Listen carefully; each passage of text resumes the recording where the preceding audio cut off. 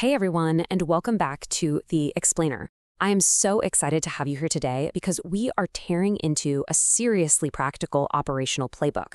Today, we're diving deep into some recent documentation from the Captcha AI blog to figure out exactly how we can scale automation sustainably. We are going to take all those high-level theoretical concepts and turn them into a rock-solid, concrete framework that you can literally start using today.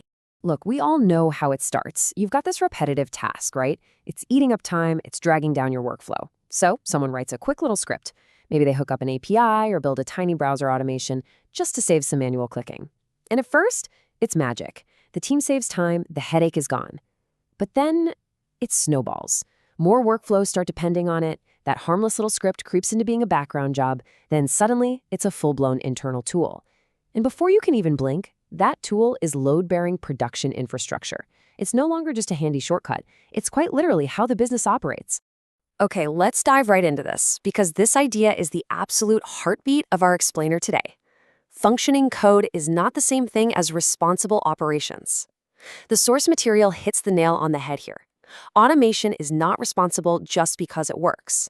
It only becomes responsible when it's permitted, monitored, cost-controlled, properly owned, and actually safe to run at scale.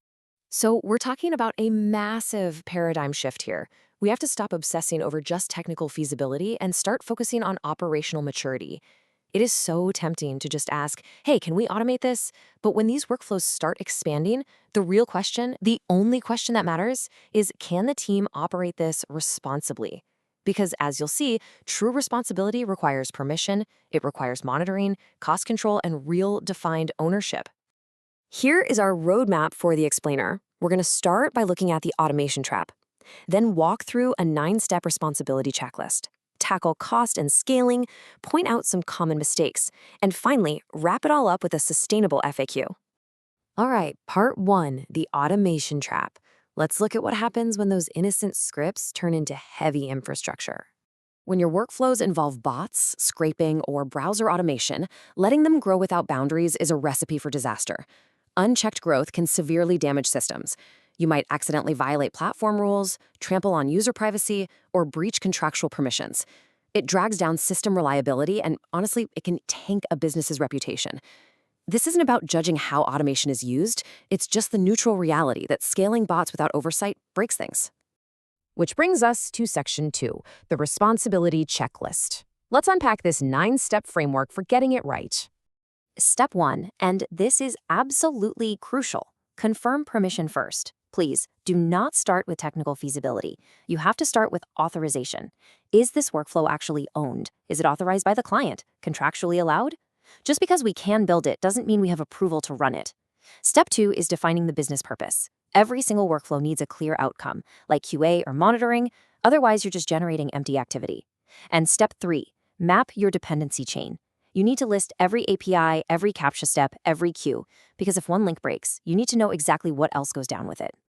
And this brilliantly illustrates step 4, classify your failure modes. Look, not all failures are created equal, right? A network timeout is totally different from bad credentials. Or say you hit a Captcha I0 balance error. That requires a completely different response than a temporary glitch. By separating temporary hiccups from fatal errors, your system actually knows when to back off and retry versus when to stop entirely and alert the team, rather than blindly hammering endpoints. Ramping through the next view, step 5, add your monitoring before you scale. Track your success rates and your costs before you crank up the volume. If you can't observe it, you shouldn't scale it. Step 6, control your retries and concurrency. Use queue controls so you don't accidentally DDoS your own systems. And step 7, validate your output quality. Just because a workflow finished doesn't mean the data is fresh, valid, or even safe to use. Let's ground all this theory with some practical advice straight from the source. A hugely cost-effective pattern is to only solve when absolutely required. You've got to verify that a Captcha actually exists on the page before you fire off a request to solve it. Why? Well, because a lot of pages load perfectly fine without Captchas for returning sessions. Skipping that check is just throwing money out the window. And speaking of saving resources, here is a massive sustainability practice. The single biggest cost-saving tip Captcha AI provides is to cache and reuse your valid tokens. To be clear, we're talking about authentication tokens here, not crypto. Reusing these valid tokens instead of resolving them every single time drastically minimizes your resource impact and just takes so much unnecessary load off your systems. To wrap up the checklist, we have step 8, assign clear ownership. Someone actually has to own this stuff. Who is checking the dashboards? Who is looking at the bill? Without an owner, your automation is just invisible, rogue infrastructure. And step 9, review your workflows regularly. Systems change, permissions expire, costs fluctuate. You can't just rubber stamp a script once and forget it exists. Section 3, Cost and Scaling Controls. Let's talk about the cold, hard financial realities of scaling. To put this into perspective, we need to understand how these costs actually scale. Captcha AI gives us a great little formula to anchor this. Say you're doing 1,000 solves a day, at roughly 0.3 of a cent per solve. Over a 30-day month, you're looking at about $90. Framing it conversationally like this is super helpful because once you know the math, you can set real budgets and actually control your spend. Now, take a look at this comparison. If you scale without concurrency caps and just let your system do endless retries, your system load goes through the roof. It's incredibly noisy. But when you apply disciplined, rate-limited strategies like caching those tokens we just talked about, your system load stays way down. It's night and day. Moving on to section 4, common mistakes. Let's cover the traps you definitely want to avoid.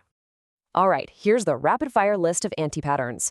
Mistake 1, asking, can we build this instead of, are we allowed to? Mistake 2, scaling up before your monitoring is in place. 3, allowing endless retries that just spam the endpoints. 4, tracking your total cost, but having no idea what your cost per success is. 5, blindly trusting your output without checking for duplicates.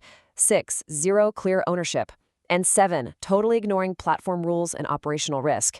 Seriously, dodging these mistakes is what separates a hacked-together amateur script from real enterprise-grade infrastructure. And that brings us to our final segment, Section 5, the Sustainable Automation FAQ. I want to leave you with a somewhat provocative question to chew on. After talking about all these rules, budgets, and permission checks, does responsible automation mean we should just avoid automating things altogether? Does all this safety and compliance actually kill innovation? Absolutely not. No way. Responsible automation does not mean you stop building. It means you design with boundaries, with monitoring, and with ownership from day one. When you build with smart rate limits and cost controls, your automation can run indefinitely without triggering blocks or crashing systems. So my challenge to you is to take this mindset and apply it to the very next workflow you build. Make it sustainable, make it responsible. Thanks so much for joining me for this explainer, and I'll catch you in the next one.